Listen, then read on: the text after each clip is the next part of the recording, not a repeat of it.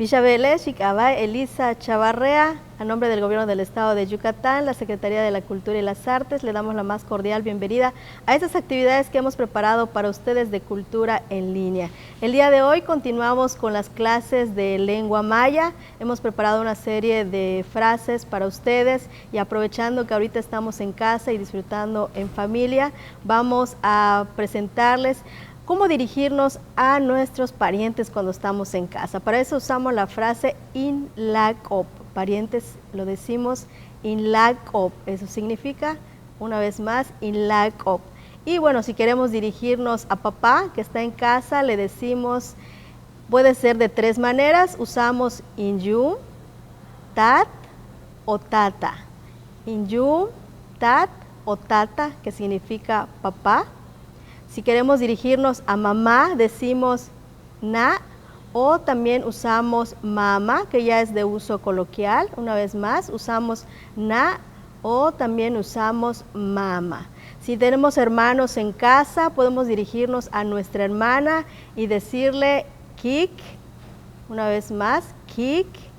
Si tenemos hermanos en casa, podemos usar la frase insukuum, sukuum, sukuum. Bueno, aquí en Yucatán también usamos el concepto o el término de hermanito y para eso usamos itzin, itzin.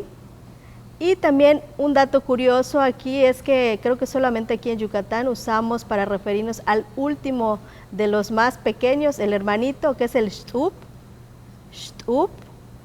Aquí en Yucatán usamos esa frase una vez más, shtup, tup. Y bueno, también al esposo, si queremos pedirle algo, podemos decirle icham, icham. Y bueno, si el esposo quiere dirigirse a la esposa, lo puede hacer diciéndole atam, atam. Bueno, con esto esperamos que ustedes puedan aumentar su vocabulario, que practiquen ahora que están en casa, que sea un reto en familia de poder practicar pues estas frases, ¿no? Para ustedes que estamos trayendo en lengua maya y que nos vaya interesando cada vez más. Agradecemos que se hayan quedado con nosotros, los invitamos a quedarse con estas actividades de cultura en línea. Taktulakim.